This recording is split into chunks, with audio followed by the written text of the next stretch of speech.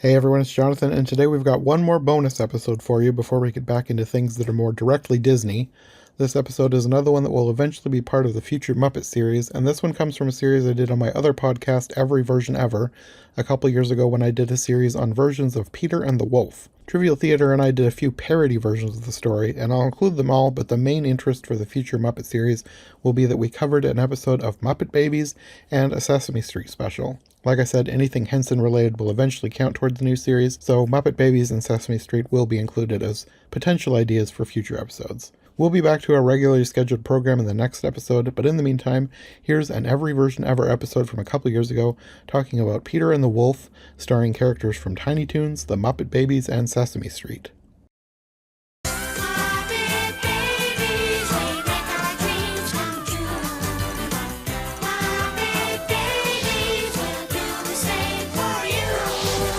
Hey everyone, it's Jonathan, and today's episode is another crossover with my other podcast, Every Version Ever. We're still in our Peter and the Wolf series, but this time, this episode here is an extended version of 3 shorter episodes. Nicki from Trivial Theater joined me to talk about 3 different kids show parodies of Peter and the Wolf, and as usual, we went on several tangents while recording those episodes. So, since we were already talking about well-known, beloved, nostalgic properties, I figured we could combine them all into one long episode, keeping the tangents that got removed, and make an extended version for this podcast. Peter and the Wolf doesn't have a ton of versions out there, and is a lot less familiar than many of the other stories that I've covered on Every Version Ever, but it's well known enough that it has been parodied several times, including in the 3 versions we're talking today, where characters from Sesame Street, Tiny Toons, and the Muppet Babies all take on characters or elements from the symphony and put their own unique spins on them. We're tiny, we're toony, we're all a little loony. It's Tiny Toon Adventures, come and join the fun. And now our song is done. I guess what order do you want to go in with these? Is it just kind of go... Oh. Well, I watched them in release order. So I watched Muppet Babies first, then Tiny Toons, and then the Sesame Street one. And after I got done, I was like, I think I want to talk about them in this order too. Yeah, absolutely. And I feel like, it's kind of hard to tell, because I'm thinking of them as like, it went from worst to best. But it depends on what you're looking for in the entertainment, because Tiny Toons was really funny. But it was hilarious. And I watched them. I did them in, I don't even know how I picked the order. I guess I did them in alphabetical. I went Muppet Babies, Sesame Street, and then Tiny Toons. Okay. So and I don't know how much we want to get into this, or like how you want to get into this here, but like I grew up with Muppet Babies. Okay. So like seeing these characters again, it's like, oh, I forgot about, the cuteness and the fact that Scooter and Skeeter are a thing, and the fact that you never see, Scooter ever again. Like, this is the only place she shows up in any... Skeeter. Is it Skeeter? Skeeter's the one who you never see ever again. The little She's girl, only in yeah. Muppet Babies. Right. Scooter is everywhere. Like, he was one of the original Why did Muppets. I think that it was the other? Oh, I got their names. Like, I meant the boy one. Yeah. Okay. So it was. Well, it didn't help that they cast Skeeter in the part of Peter, so that might have been what confused you. Yeah. Well, and yeah, because I remember seeing like a robot chicken thing on. They did the Muppet Babies thing, and they're like, what happened to Skeeter? And they're like, oh, this is the only place she shows up, and then she's never seen again. And yeah, anyway, so. Neither here nor there, completely random tangent, but anyway. Yeah, it'd be nice if they used her in something else, but I have a feeling that they just made her up for this show because it was like, we need another girl because we only have one. Yeah, literally, I'm sure that's probably the only reason. And I don't know, the whole twin thing kind of makes me think of like Rugrats as well, because you kind of get that same vibe with the twins, Phil and Lil. Yeah. But anyway, random. No, that's fine. I was going to ask you how familiar you were with Muppet Babies anyway, so. Oh yeah, like I grew up on them. I don't remember a ton, but I remember the characters and how it was weird that like Animal looks like an actual tiny baby with the bonnet thing. And everybody else, like they're not a consistent age. Like Rolf has a diaper, none of the other ones really have a diaper. Why does Miss Piggy have like a ring? It's kind of weird. You never see Nanny's face. Yeah, I didn't. I think I watched some Muppet Babies as a kid, but it was one of those shows, like, it was out around the time that I was born. So by the time I would have been old enough to remember, it would have been in repeats. And I don't think I watched a ton of it, but I know Right. I've seen some of it. But it wasn't like I'm not super familiar with it. I'm more familiar with just the Muppets in general Oh yeah. because Well, I and the grew up on Muppets, of course. oh, 100% same. Like the Muppets were absolute life back in the day. Hmm. So, what about Peter and the Wolf? How familiar are you with that? A little bit. I once we got talking, like once I got looking at it, I was like, oh yeah, I think I remember seeing it at one point. I think we did it in school at one point or a variation on it. But the Mm, actual I this is the most exposure I've had to it over the course of these three children's pieces. mm-hmm. But it kind of got me thinking, like, like how Looney Tunes, like anything I know about opera is because of Looney Tunes. And it kind of falls into that same thing here. Like when I heard the music in the various specials that kind of got more into that, it's like, oh, I know that song. I'm familiar with these melodies, Mm-hmm. So Yeah. Did you ever watch the Disney version? I don't think so. Okay, because that's how I'm most familiar with this. I think we had an album of like classical music for kids too, or something like that. Oh, But cool. the Disney version is like the reason I'm most familiar with it. I'm sure I've said this on other episodes of this series, but we had a VHS tape with Peter and the Wolf and some other musical Disney cartoons. And so it got a bunch of replay when we were kids. So I'm very Cool. familiar with it. That's awesome. But yeah, getting into the Muppet Babies version, I was expecting more music. They didn't use any of the music from the symphony at all, which No, they was really really didn't. strange. Well, and like Ralph's whole introduction to, like, oh, here's a random instrument. Oh, here's this random kazoo. Like I was expecting slide whistles and stuff to come out next, and there wasn't a lot of, like, even when Animal gets the little horn thing and he takes off, or the bike horn thing and he takes off the rubber part of it. Hmm. There's no real correlation to the both of those. It's like Ralph wants to do a symphony, he wants Animal to be a lion or whatever, and there's really nothing that connects the two of them, really. Like it's kind of, even though it's a kids show and obviously it's, your storytelling is going to be a bit random to start with, but the ties at best were tenuous even for a kids show. Yeah, they had like the basic outline of the story, and they had Nanny telling them the story, but then they kind of go off in their own direction when she stops telling the story to go and do something else. So you almost don't even get the actual story. You just get, I don't want to call it like fan fiction, but you almost get like their own version of it. Oh, it totally is that.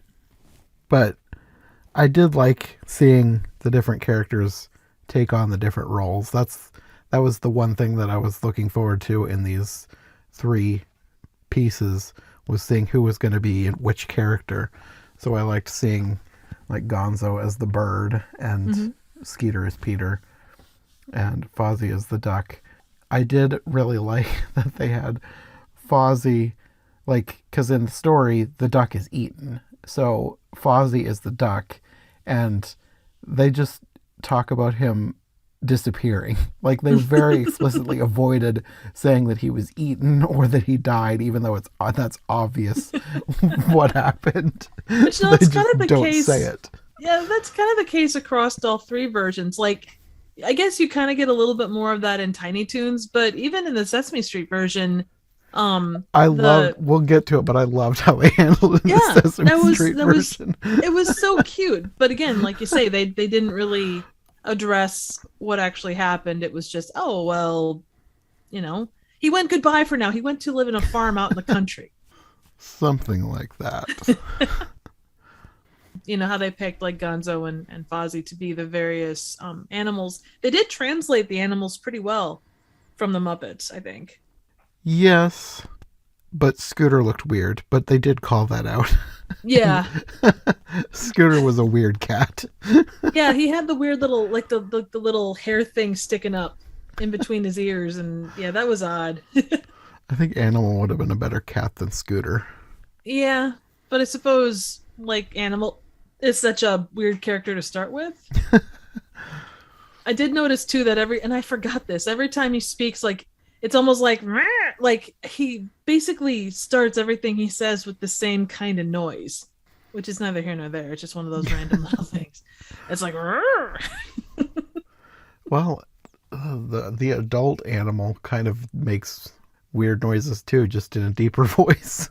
True, but it's like every sentence he says, it's like starting every sentence with, it's basically it's the same cadence with everything he says, whether he's asking a question or making a declarative statement or whatever. So again, small things that are unrelated, but I was actually surprised that, and I guess there was not a reason for it to be, but I was surprised that Piggy and Kermit weren't more kind of center stage. That's true. They were very much side characters in this. Yeah. Like they weren't even part of the main plot. They kind of got separated from the rest and were off doing their own thing. Yeah. And I guess that's sort of the point. Like not everything has to revolve around them, and it shouldn't. It's an ensemble cast if you want to look at it that way. But it was, I don't know.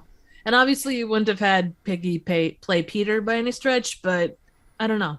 Yeah, I don't know how else they could have been used.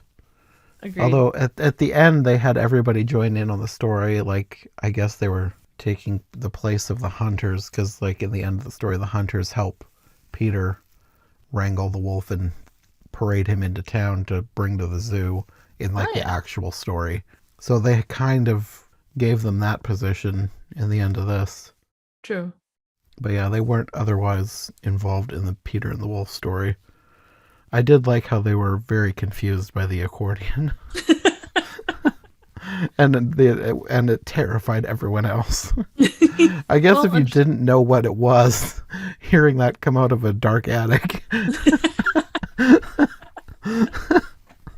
you guys. Now we can't forget why we came here.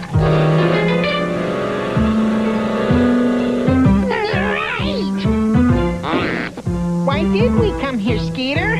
To find Peter and the Wolf, silly. Right! I think the wolf found us first. We're surrounded! Run for your life! Might I also add that this house is just how is this house this big? Like it goes on for days. It's like a TARDIS. And also, I don't know the lore of the Muppet Babies, but like, is Nanny their mother? Did she adopt them all? It's never really, from what I remember and regarded the last time I watched this, I was pretty little, but I don't think they ever really said. I always just assumed that she was, as her name implied, like a nanny, but it always seemed like more lived in than otherwise. Yeah, I don't know.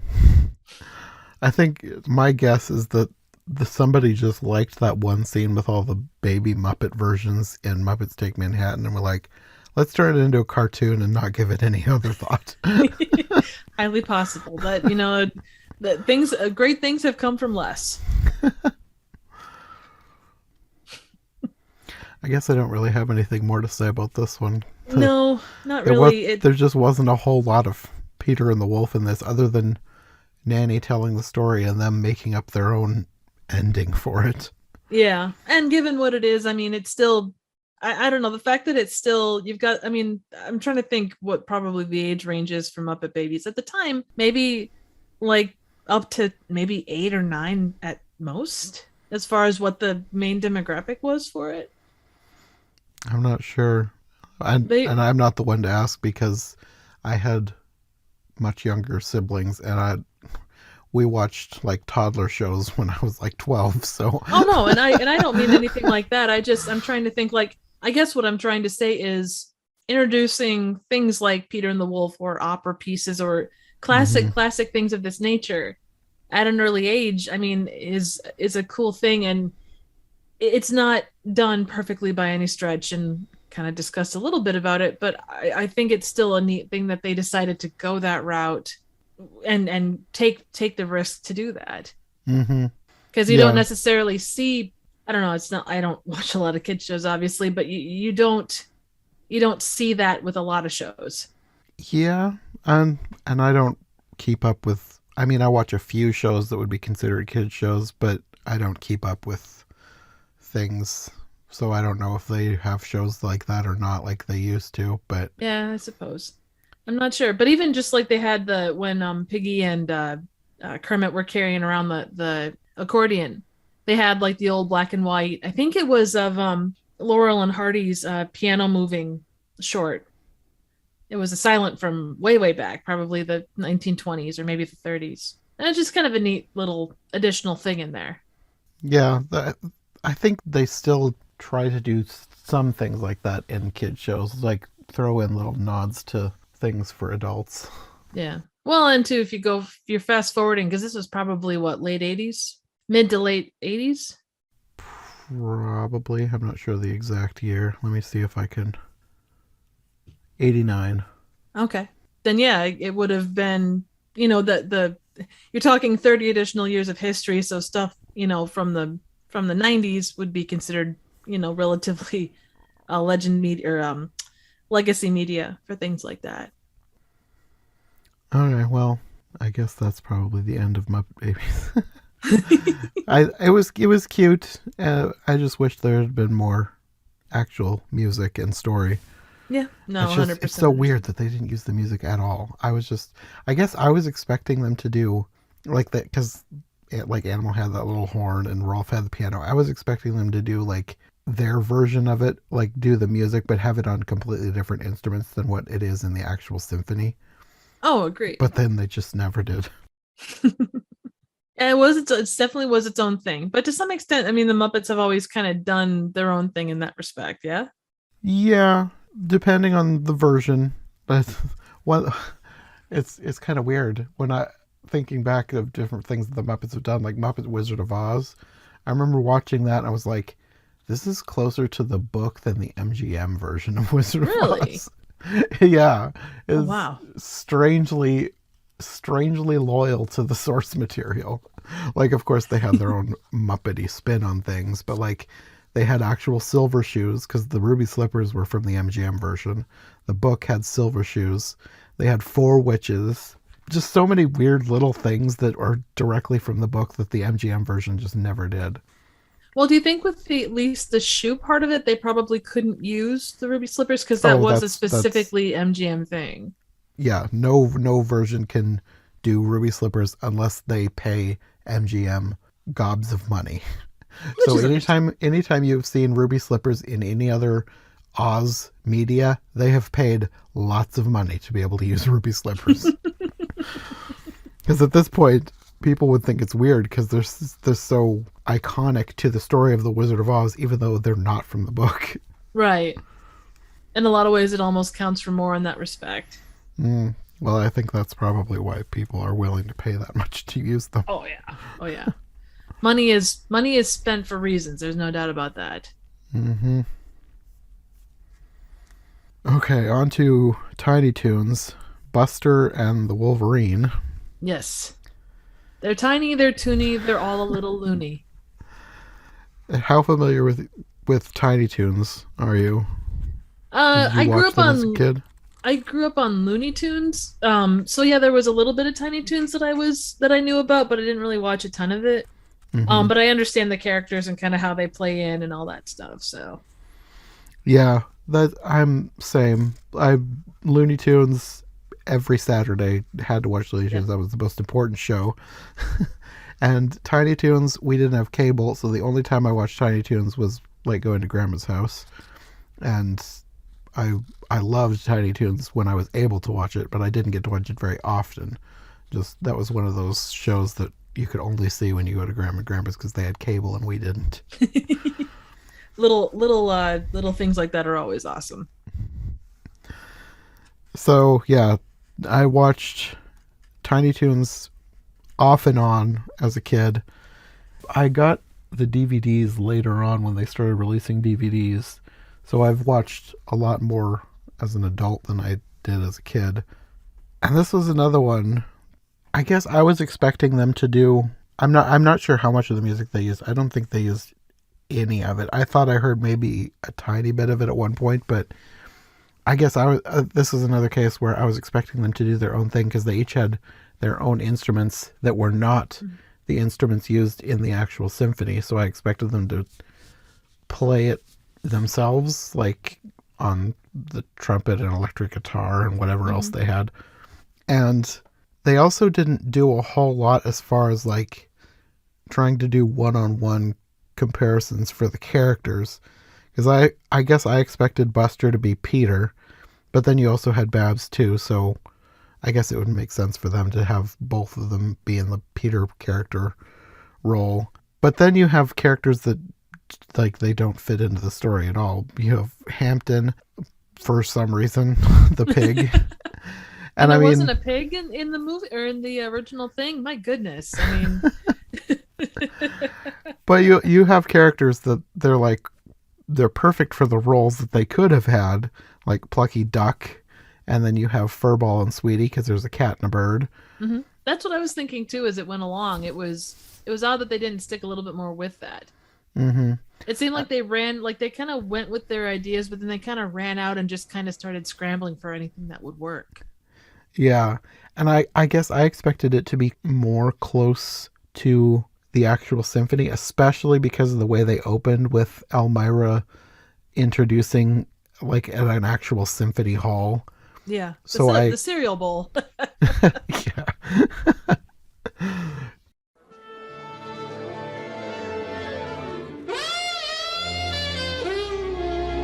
Welcome, dear friends and cultural lovers, to the Acme Acres Cereal Bowl, where we present tonight's Tiny Toon musical adventure, Buster and the Wolverine.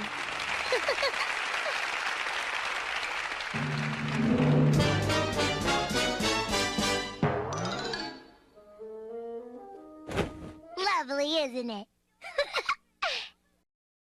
So I expected them to like do a full-on symphony performance in the vein of Looney Tunes, because like Looney Tunes did that kind of thing all the time. They had like 7 minutes, but like full-on opera and all sorts of different classical spoofs. And I thought that that's what this was going to be too, but it really wasn't. No, it definitely wasn't. They all kind of bring back the whole idea of how each character is represented by a different instrument and whatnot, but that's really the only thing that connects them to what's going on otherwise. Yeah, and then they don't even have like they make that connection at the beginning, but then the only connection is with the instruments is, well, they're in a marching band, so this is the instrument that each one of them plays. Yeah, exactly. And I will say, as someone that played the flute, Sweetie is playing it all wrong. I was very disappointed in that. That seems to happen with a lot of cartoons. Like you watch them and it's like it's obvious that they have no idea how this thing is played. Even me, who doesn't play really anything, I can like plink out a few things on a piano, but I can tell when people aren't playing things correctly.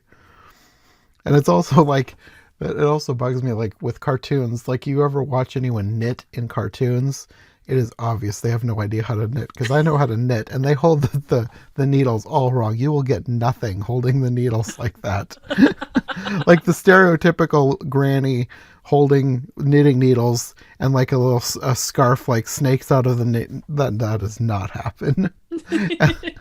And the needles are basically held upside down, and everybody always holds them right side up in cartoons. They do. They don't. But that's a whole other rabbit trail. Another thing for another day. Yeah. The one thing that I thought sounded vaguely similar to the actual symphony was when they said drums represent the Wolverine. And the drums sounded vaguely similar to the Hunter's theme. Because I think the Wolverine's a French horn. Yep, at least according to the Sesame Street one. Yeah. So he's not drums, but the Wolverine gets drums in this version. And That was the part where maybe they were using the music, but I'm not 100% sure there. Yeah. Well, and it's such a loose take. I mean, at least from the start, you get the idea that it's not specific. Like, they're taking inspiration from Peter and the Wolf, but it's not a specific, like, straight adaptation of it. Yeah, it was basically some nods here and there between a lot of ridiculous cartoon gags. Yeah, 100%. I mean, that kind of follows with Tiny Toons. But yeah, it would have been cool to see more of the way that they did it with Looney Tunes. Mm-hmm. And I will also add, my God, the animation in this particular one, and not to say that Muppet Babies has great animation by any stretch, but it's relatively consistent. The animation quality differs so much with like Tiny Toons. Like it goes between okay and then it just goes downhill and then it's back up, and it's just us sitting there like, oh my God. Yeah, there were a lot of moments where they were very off model, and part of me is like, maybe that's a choice that they made because they're just being really cartoony with it, but I don't know. They were really off model at times. Oh yeah, absolutely so. And I mean, you didn't necessarily get that. Like that is kind of a thing of that era, it seems like. Like you go with whether you're talking G.I. Joe or Gem or this, there is that lack of quality, consistent quality. Mm-hmm. Like if it's going to be bad animation, fine, have it be bad animation. But it goes from, relatively okay to all of a sudden, one finger is, 3 times the size of the other ones. Well, maybe that was their stylistic choice. I don't know. I suppose, but even in that respect, I mean, it's a small point in the grand scheme, and I get that it's not supposed to be consistent, but even within their character stuff, there should be some consistency. Mm-hmm. But I don't know. Thing of the age. I suddenly feel like an old man yelling at the sky, like, "Get off my lawn, you kids!" I think my favorite part of this whole thing was Plucky. But Plucky's always been one of my favorite characters anyway. Oh, he's hilarious. I loved that at the beginning his instrument was a bicycle horn. And he's upset about that. And the way Elmira said a bicycle horn, I don't know, there's just something about the way she pronounced bicycle that cracked me up. Oh, man. And last and debatably least is Plucky Duck, represented by a bicycle horn. What? A bike horn? For a star of my magnitude? It's an insult. And furthermore, Oops.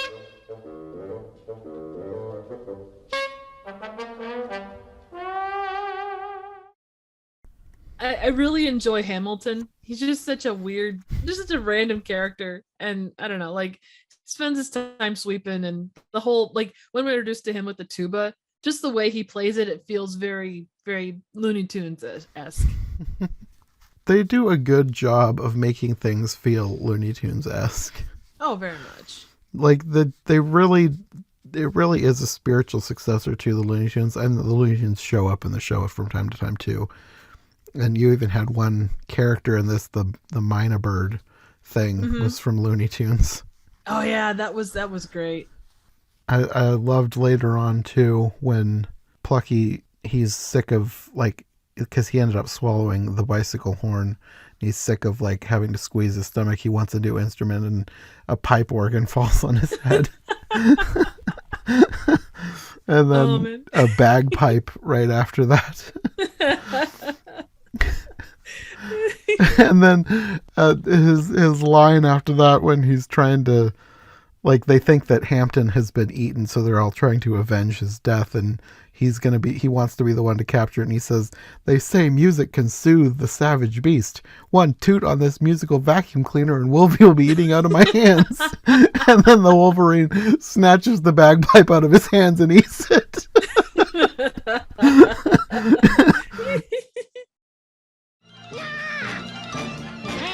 They say music can soothe the savage beast. One toot on this musical vacuum cleaner, and Wolvie will be eating out of my hands. Somehow that's not quite what I meant. I did also enjoy with Plucky when he's like, oh, come on, I've been getting I don't remember how the line goes. Basically, the short end of the stick all day when it comes to instruments. Give me something good. And then he gets like the gigantic light and music show. The giant synthesizer machine. Yeah, that's such a thing of that age. And it was just so perfect. That was another instance where I was like, oh, they should totally do a synth version of the Peter and the Wolf's theme. And then they didn't. They just had it be a laser show that zapped the Wolverine. Well, it goes to show the power of music and lasers, I guess. Something like that. I kind of forgot about Sweetie, though. Like, her little bit was actually pretty cool. The different voices they pull in and all that kind of stuff. I don't know. All that stuff kind of worked. It was kind of a neat thing to see, like, just the variation of voices and all that good stuff. Yeah, I like Sweetie. Tweety's always been like my favorite, so I like Sweetie as just like she's Tweety's protege, I guess. Like each one has the Looney Tune that they look up to, and so I like her for that reason. But I also, she's her own character too, and I love the different voices that she does, like you said, like when she gets really mad and like has a really deep voice. Hold on, Cat. I'll save you. Now you relax and look at the pretty stars. I guess I didn't relax him enough.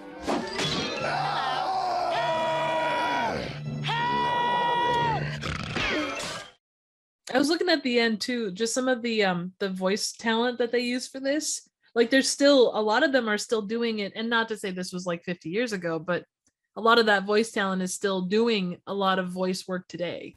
Mm-hmm. Are you talking Cree Summer or I'm trying to think who the other people were. I mean, most of them I recognized as, oh, well, they do this and they do that and whatnot. So yeah, you have, of course, Tress MacNeille. She's everywhere. Like she's one of the most prolific voice actresses that I can recognize anyway. I was just looking here. Who else? Frank Welker. I mean, he did everything. Like, he did so much stuff with like Scooby-Doo going all the way back. And yeah, it's amazing. Charlie Adler. And I mean, the list goes on, and you recognize the voices, but they managed to make them unique enough to kind of keep it different with each thing they do. Yeah. I'm wondering, I mean, a lot of them are probably still working because they're working on a reboot of Tiny Toons. Really? And and I'm wondering how many of these, because like when they did Animaniacs, they got everybody back. So I'm hoping they'll do the same for this. Although I've heard they're not going to have Elmira, which I'm annoyed about because I always loved Elmira. Yeah, they kind of do that though. Like, you look at like the last Space Jam, and they left out Pepe Le Pew because he was considered problematic. And I don't know what it would be about Elmira. Maybe because she's just kind of a animal abuser. yeah, that, or I mean, but it's a cartoon, so it's not like everybody gets abused in some way. Oh, agreed. But I suppose it depends on, I don't know. Maybe it's she's not exactly the most intelligent apple to fall out of the tree. I don't know. I know I might be in the minority in really liking her, because I know like when she was paired up with Pinky and the Brain for that short-lived spinoff, people were furious about it. Really? Wow. I thought it was hilarious, of course, because I like her and I like Pinky and the Brain. I was like, this is such a weird combination and I love it. But then it was canceled after like 13 episodes because nobody liked it. Yeah. People can be finicky, when they look back to like, oh, well, this isn't the Pinky and the Brain. Like how, you've got these resources and you're spending it on putting these two together, let them, I don't know, be on their own and be better. It's hard to know. People can be so strange about stuff. Mm-hmm. I was going to say too, I liked the scene when the Wolverine captures Sweetie and Furball is like sobbing. Oh, poor little Sweetie, gone forever. It's not fair. I wanted to eat her. Oh, man.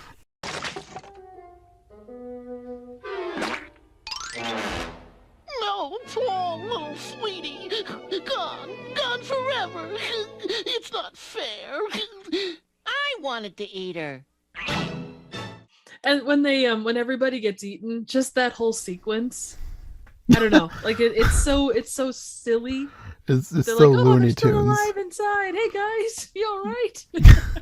He like puts a bill in front of his face. Looks like everything's okay except for your bill. Here you go. And he just gets all angry and stuff. Dr. Bills will never not be funny. At least from until you're given one. Yes. Well, I think that's probably all I've got for this one. Basically, it's not good as a Peter the Wolf adaptation, but it's still very entertaining as a ridiculous cartoon. Oh, 100%. And it definitely, the Muppet Babies it's a cute little show, but it felt long.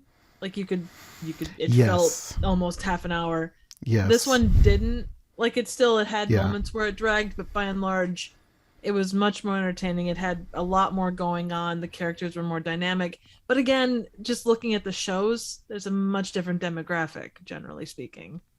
Yeah. Tiny Toons basically is kind of an all ages show.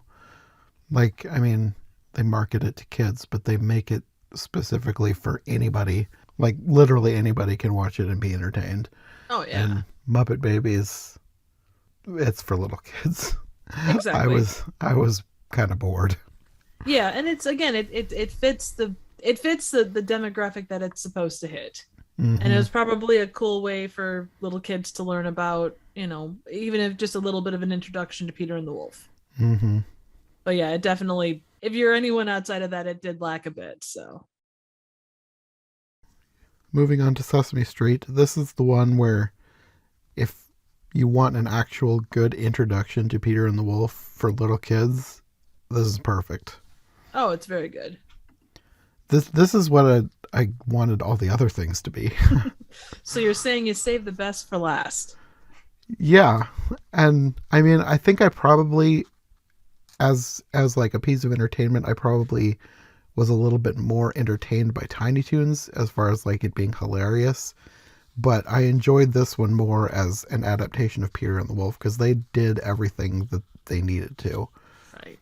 Well, and this is, because it's Sesame Street, I think there is a different level of expectation.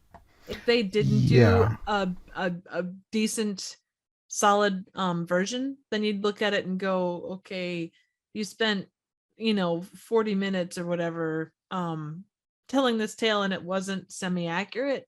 Yeah, and I think, especially because it's Sesame Street, like there's an expectation of them to be educational. And if you want to introduce kids to classical music and be educational with it, Peter and the Wolf is the perfect thing to go with. Agreed. It's kind of interesting that they called this, like they sold this as Elmo's Musical Adventure, but like it does not say that anywhere in the show. It's specifically called Peter and the Wolf in the actual episode. Well, and it might have been, was it maybe like a series that they did? Like they did Elmo's Musical Adventure, but it was, maybe this, and then they went on to do other musicals? I don't think so. They were, from what I can tell, looking at the Muppet Wiki, they were making Peter and the Wolf. Like that was the whole point of this. I don't think it was part of another series. Oh, okay.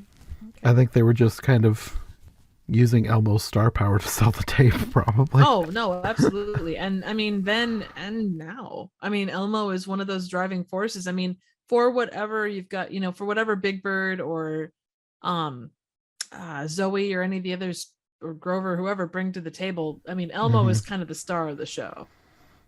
Yeah, these days he kind of is. When I was younger, like really young, I didn't care, and then I got older, and then I think it was one of those things where you like hear people talking negatively about something, and then at that point I was like, there's too much Elmo. I don't like Elmo. So I was kind of like anti-Elmo. But now, looking back, Elmo can be hilarious. Oh, absolutely. Well, and I think it's oversaturation. It's like you could have a really good song on the radio, and even though the song didn't do anything wrong, it's played so much that it just gets, it kind of kills it. Like even when I was a kid, like, you had Tickle Me Elmo and all that kind of stuff. Yeah, Elmo, he was everywhere when I was a kid. Oh yeah, and still is. To some extent, I guess. Yeah, he's kind of the star. They've kind of added in that Abby Cadabby fairy, so they're kind of like both of them are the stars of the show now, I guess. I haven't really watched Sesame Street recently, so No, I haven't either. I Grover was see, always my I favorite. see clips that go viral. That's about the. Recently, people have been digging up old clips of Elmo and Zoe. Like, have you seen with the Rock? Oh my god, that was hilarious. Just angry Elmo. It's just, I can't imagine being the puppeteer and like they're like, okay, we want you to be a little bit miffed. It's like, how would you even draw the line as far as finding a good balance of, okay, Elmo still has to be Elmo, but he has to be slightly upset at this. There was a couple clips where he seemed a little more than slightly upset. Oh, I know, He was like really ticked off about this rock. This rock is not real. Do not make me pretend that this rock is alive. Don't give me rock cookies. It's a rock. It's a rock. It's not a person. Rocks Donald Cuckles. Wait, Elmo. Rocco says that he wants the oatmeal raisin cookie. Rocco? Rocco's a rock, Zoe. Rocco won't know the difference. Yes, he will. You can't have that cookie, Elmo. Rocco wants to eat it. How? How is Rocco going to eat that cookie, Zoe? Tell Elmo. Rocco doesn't even have a mouth. Rocco's just a rock. I will say when this whole thing started and they brought out Baby Bear, that whole character, there had to have been better choices than Baby Bear. That whole character, the voice, the whole way that he lays down, he looks like a middle-aged accountant. I know that's a moot point as far as it has no bearing on the episode as a whole, but I was just sitting there like, oh my god, all I can see, like the tie, the collar, all I can see is middle-aged accountant. What is this character? Why does he get to go to the Boston Pops people? That's just not fair. Like, let the other guys go. He has a rich dad, I guess. Yeah, something like that. Well, I mean, his dad has a fancy hat, and if that's not an indicator of of being affluent, I don't know what does.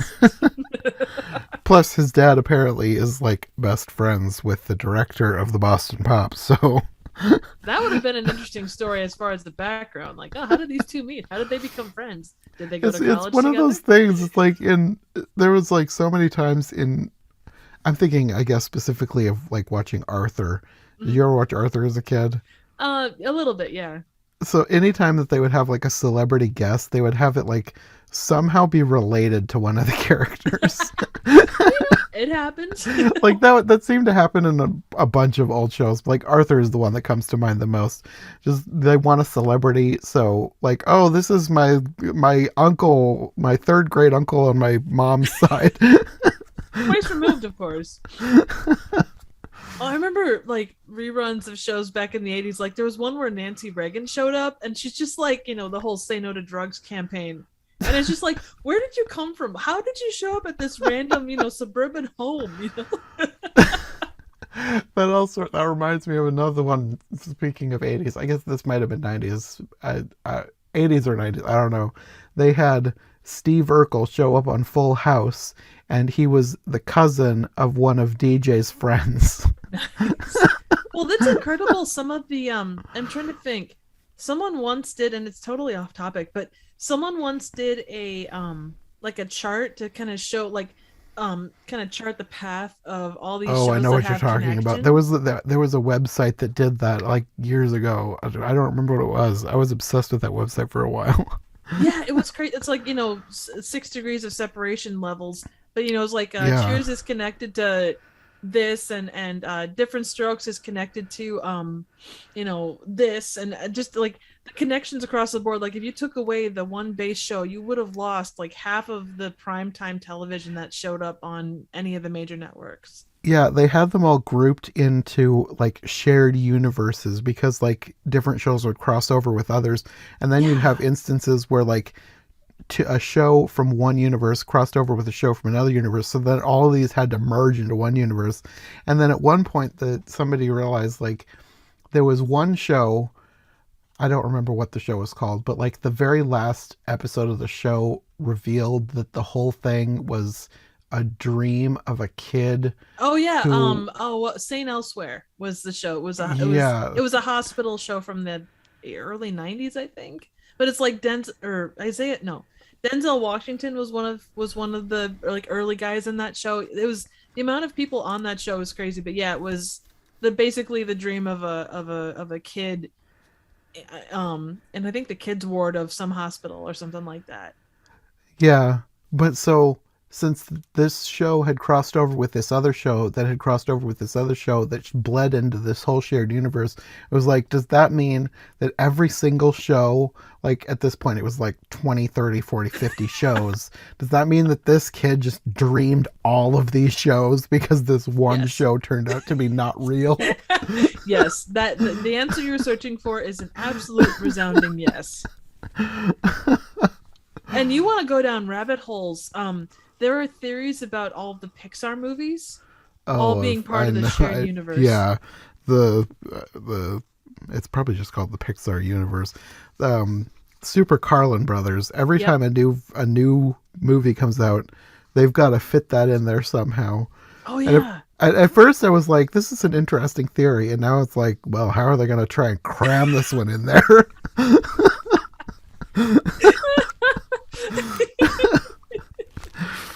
Oh man. Yeah. Turning Red takes place on a snowflake the same as the Grinch Who Stole Christmas. Only a Pixar snowflake and not a Dr. Seuss snowflake. Something like that. They can make the weirdest connections for some of these things. Oh yeah. Well, and I love their channel. I think they do some great stuff. Oh, some me of it's too. just like it gets a little obsessive sometimes. Yes, especially the Pixar theory thing. Oh yeah. You get people though, like I've got a couple of friends that are really into the Pixar theory, and I think it expands even a little bit beyond that. I don't think it's as far as like all of Disney, like all the animated Disney movies, but it's definitely it expands a little bit beyond just Pixar. So, and it's like to hear them talk about it, they do it in such a way that you definitely go, wow, it could be possible. Probably like Pixar or probably like Super Carlin Brothers before they got to this point. Yeah. It is interesting though, because they really will try their hardest to make things that should not work together work. Like, because you have movies like Coco, and then my mind is completely blanking. The one that just recently came out. Oh, Turning with Red? Joe, the trumpet player. Oh, Soul. Why could I not think of Soul? That's okay. It's two completely different versions of the afterlife. Mm-hmm. They should not work together. So then they come up with this idea like that different people go to different afterlives based on what they believed, which I guess that works. I mean, it's one way to explain it if you wanted to go down that path. Yeah. It's just funny that there's literally nothing that Pixar can do that someone will not find a way to make work into the Pixar theory. Oh yeah, even if it's just that one little bit that works and the rest of it like that there's one little bit that'll fit into a square or a round hole, but the rest of it's all square peg. I think in the Pixar theories, Monsters Inc. does not take place in an alternate dimension. It takes place in the future. Yep. Like the humans have destroyed the world as we have seen in WALL-E, and then monsters end up evolving somehow, and like the doors are actually portals to back in time. Right. They're kind of at the very end of the timeline, if I remember correctly. Yeah, it's definitely a rabbit hole you can go down. And you can spend hours. That's quite the tangent. Yeah, how did we even get on that? I don't remember. Well, you see, you go back to Elmo. And then you transition over to 90s primetime television, and then I got nothing. There was a kid that dreamed up, like 50 possible shows, and then he also dreamed up Pixar. And anyway, And that child's name was Elmo. yes, dum dum dum. What a twist! So yeah, Baby Bear is annoying and looks like a middle-aged accountant. Moving on. I did like with Baby Bear how he seems to know nothing, but yet he seems too smart for what he should be. Like when they're at the symphony and like the story keeps getting interrupted because he's like freaking out and getting excited. And then everybody around him is shushing him. He's like, I'm sorry. I didn't know the protocol.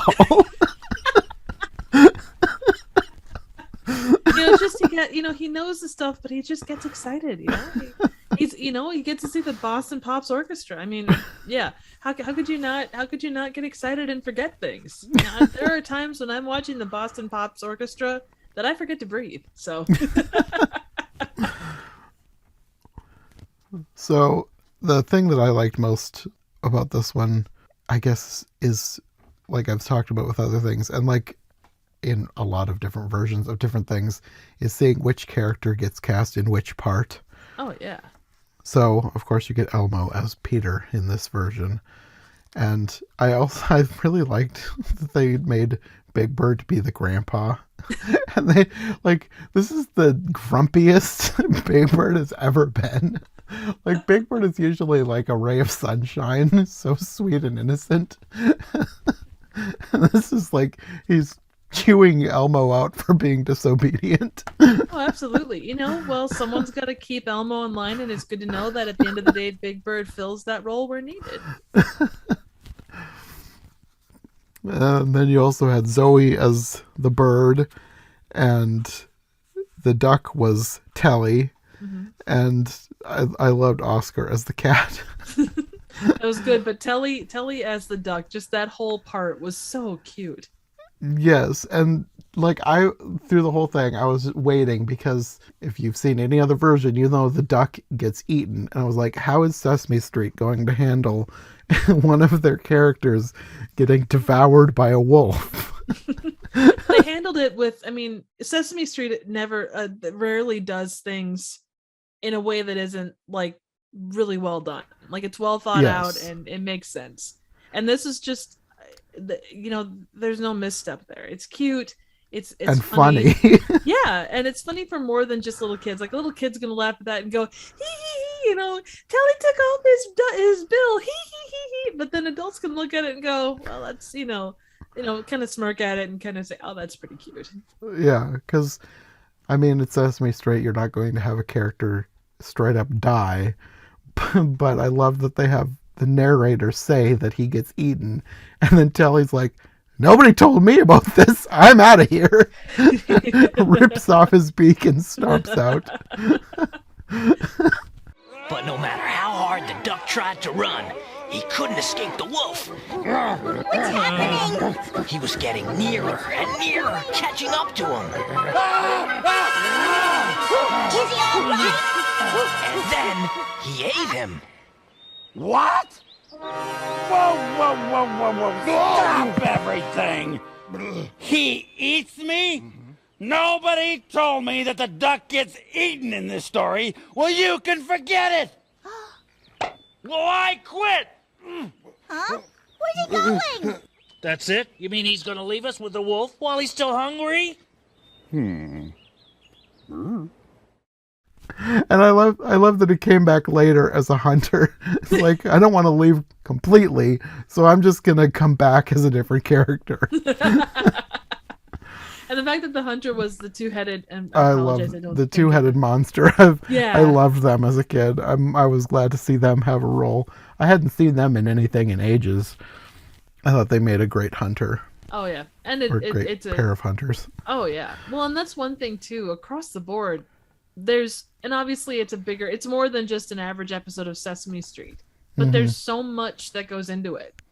Whether you're talking about like the backgrounds are so intricate. There's so much interaction. There's so many puppets. There's so many Muppets. It's, and characters that don't say a thing. They're just there to add to it. There's little butterflies that are flying around. It's a really well thought out and well planned thing. Mm-hmm. It feels lived in as far as Muppets go. Yeah. Especially in the beginning and end scene where they're like at the village and there's like all the Muppets all around. Yep. It felt like a Muppet movie, like Muppets Christmas Carol or something, where like going through the village, it was like that level of puppets everywhere. Absolutely. And the way that they integrated the different musicians, I thought was Yes. just like the poor guy with the drums behind the tree. Just... I love that they had the musicians follow them around and like they're actually part of the story. Yeah, and then they kind of break the fourth wall and say, "Where have you guys been?" Yeah, I like anytime the all three of these I think broke the fourth wall, but I liked any time that they broke the fourth wall.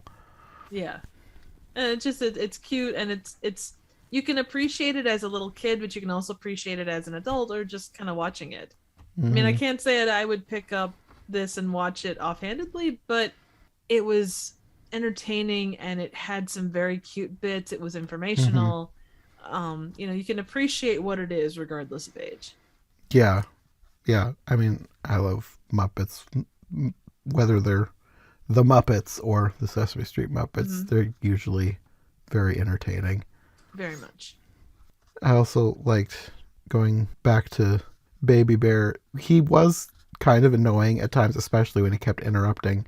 But he had some lines that really cracked me up. I don't know why. Like when his dad is talking about bringing him to like meet the orchestra, and he's like, "I don't know that I'm emotionally prepared for this." That was so cute. And then later on, when the conductor is introducing him to all the characters, and he's like, or the instruments, and they're trying to teach him like about imagining the story in her head, and they have the lady playing the violin, and he's like, "Now what picture do you see in your imagination?" "Well, I see this lady playing the violin."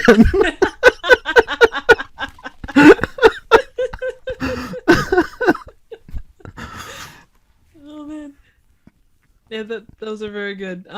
It was also cute when the musicians are following the various characters around, and they kind of react the same way that the characters are reacting. Like there's one where they have kind of a moment of panic, and all of a sudden all the musicians in the background are kind of running around doing the same thing. And I also liked that the wolf, this is very random. The wolf was the big bad wolf puppet. Like if you've seen Sesame Street, there's the big bad wolf shows up from time to time. It's a big purple wolf puppet. And it was weird because I've been doing a bunch of Peter and the Wolf versions recently, and I was telling Sarah the last time that we recorded one that the big bad wolf, I don't remember if this is in an episode or not, maybe it was after, but we were talking about the big bad wolf, and I was telling her that there was a big bad wolf Sesame Street character, and because we were talking about different wolf puppets and how well they were made, as like wolves aren't usually represented very nicely in media. No, not in that respect, at least. And so we randomly were talking about the Sesame Street Big Bad Wolf. And this is before I had discovered the Sesame Street version, Peter and the Wolf. So I thought it was kind of funny and ironic that we had just been talking about the Big Bad Wolf puppet, and he shows up as a character in a Peter and the Wolf version from Sesame Street. That is cute. And it always seems like it goes that way. Like you talk about something and then it shows up that way. Yeah. He was a little different in this version though, because normally he talks, and he was a lot closer to like an animalistic wolf. Like he was on all fours at points, and he's not usually like that. He's usually more like an anthropomorphic character. Well, I suppose it was a good way to kind of keep separation between the characters that could talk and the characters that couldn't. It kind of... It could have gotten too silly if he talked, because there was a different version that we watched with puppets, and the wolf talked, and it was kind of ridiculous. You couldn't really take the story of that seriously. Not that you could take this one that seriously, but it's a lot less serious when the wolf is talking and trying to weasel his way into and out of situations. Oh, exactly. And like I said, I really liked Oscar as the cat, and I loved how at the end when Grandpa Big Bird is chewing out Elmo for doing this dangerous thing, the cat's all excited of like everybody's been too nice. I'm ready for somebody to be grumpy. And then he's upset when he apologizes and they make up. And the whole like you were talking, like when Big Bird at the end too is, saying, well, Peter, you did wrong by doing this. It's like, Peter just saved the day.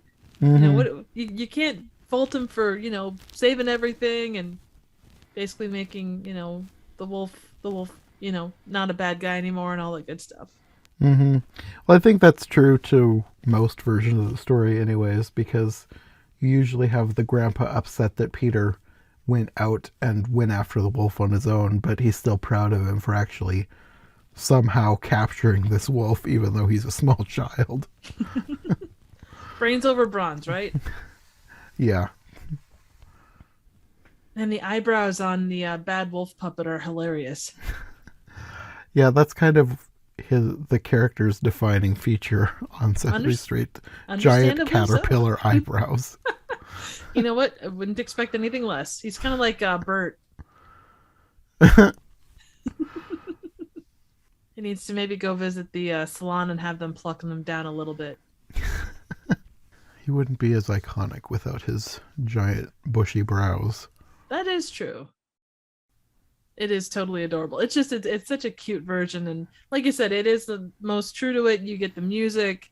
You get to see the instruments in action, both in, like a theatricals or the Sesame Street setting and in an actual orchestra setting. It's got a lot of good to it. Yeah, this is definitely one that it's a very good introduction to not just Peter and the Wolf, but like classical music and orchestras in general. Mm-hmm. If you want your kid to be exposed to something a little bit more cultural, this is a good stepping stone into that arena. Agreed. And it was interesting too. They actually, all the scenes with the Boston Pops Orchestra, they actually went on location. That whole thing was an actual symphony hall. Wow. Where they were playing. I think they recreated the sets where like they're sitting in the seats, like from when the camera is pointed at the audience, like watching everybody. I think that was a recreated set. But like when they're looking down over the audience, like that whole thing was all shot on location. And that makes sense. I mean, because to try and do what they do with the puppets, you do need a rather large amount of space you probably wouldn't normally get with that. Mm-hmm. And this is something that I would have noticed one, but I didn't realize that the audience, when they're getting into their seats at the beginning, most of the people around them are all Muppet performers. Oh, cool. And I definitely would have noticed Carol Spinney, because he was, everybody knows Carol Spinney. Mm-hmm. So he was in the back, but most of the people around them were some of the other, I guess, lesser known, not as famous as Carol Spinney, Muppet performers. The one that handles the Big Bad Wolf or something like that, right? That's a cool piece of trivia. Very cool.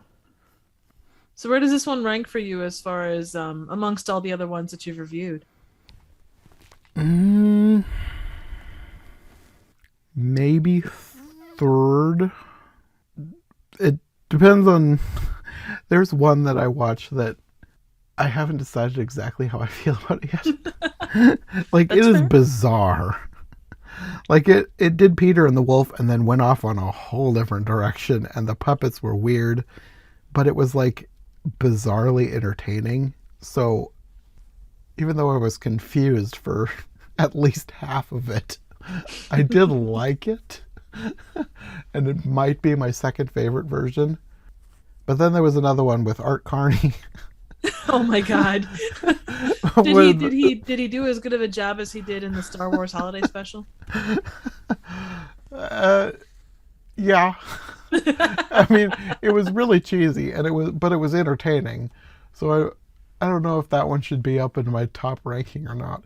I mean, it's not like there's a ton of versions of Peter the Wolf to choose from. Right. And the one that is the best is far beyond any of the others. Like, it is the absolute best, and no other version could ever top it. It's like a really amazing stop motion short film. Oh, like, nice. I think you would like it. You should watch it out. sometime if you can find it. Yeah. That one is my favorite.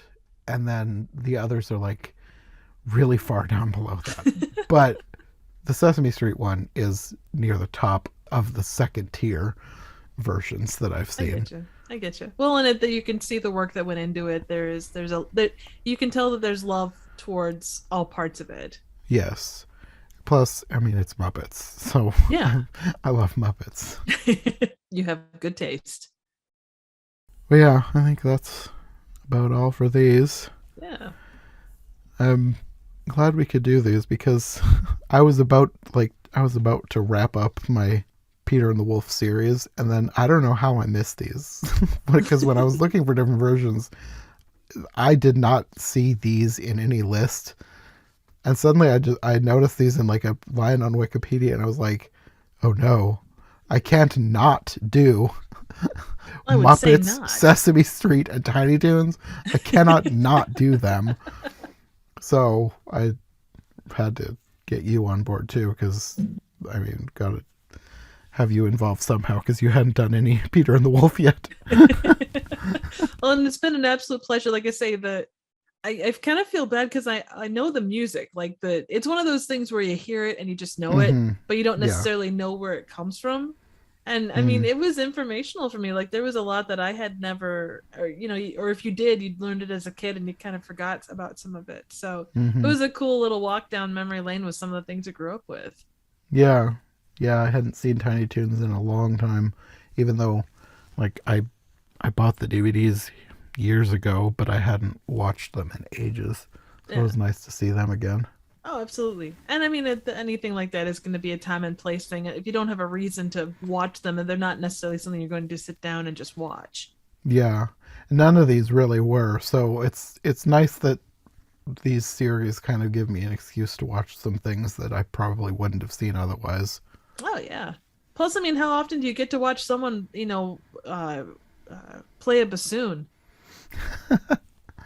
Not very often, although I have seen it semi-often in the last couple of months, watching the various versions of Peter and the Wolf.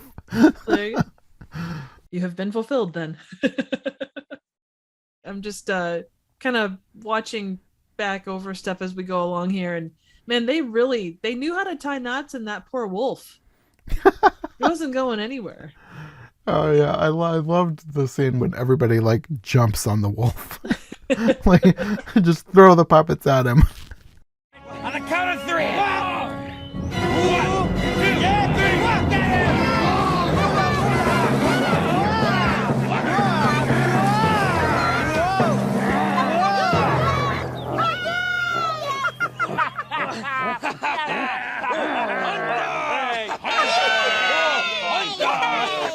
1, 2, 3.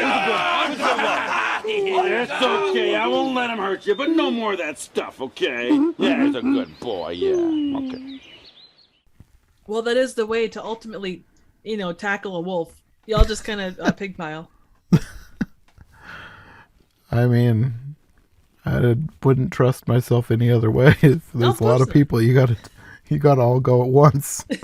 If you don't body that wolf, he's gonna try and do it again, even if you catch him. Yeah, you'll end up like the duck. You mean dripping off your own bill? The duck in other versions where he is swallowed whole and never heard from again. Oh, I thought he just disappeared. You're telling me he was eaten? Oh no! Oh no! Poor duck. Poor Fozzie. Yeah, a lot of versions try to soften that and have the duck miraculously survive somehow. And that's not how it went in the original story. No, but you look at a lot of that stuff. I mean, whether you're talking like Hans Christian Andersen, like the original Hans Christian Andersen stories, at Aesop's Fairy Tales. All of those things were a lot more harsh back in the day, and they've been kind of mellowed down through the ages. Yeah. We were talking about that when in the first one that we recorded, where we were like, you can tell that this one wasn't like an Aesop's Fable or Grimm's Brothers because Peter didn't die.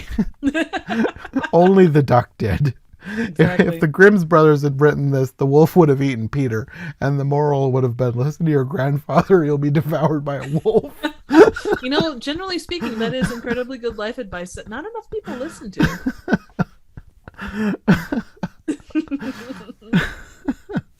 And as you go forward, make sure to pay attention to that, people. Yes. Always listen to your grandfather or you'll be devoured by wild beasts. Yes. Well, I guess that'll be it for this episode. Excellent. As always, an absolute pleasure. You want to let people know where they can find you if they want more content from you? Absolutely. If you also don't want to be devoured by a wolf, unfortunately, or just disappear randomly, halfway through a movie, you can find me here on YouTube at Trivial Theater. Just type that in and you'll find me. You can also find me on Twitter at trivia_chick. Okay, and I will have those linked below. Well, until next time. It has been an absolute pleasure as always, and may your French horns always give you a warning that a wolf is on the way. A very good well wish to leave with. Yes. Thanks for listening to the Disney Movie Marathon. If you enjoyed this episode, make sure to subscribe and follow my co-hosts as well. My Linktree and all of our links will be in the description below. If you want more of my content, all my podcasts are available on YouTube as well as most podcast platforms. If you enjoyed this show, check out one of the other podcasts or check out my Patreon for bonus and extended episodes you won't find anywhere else. We'll be back soon with another brand new episode, so thanks for listening and we'll see you next time.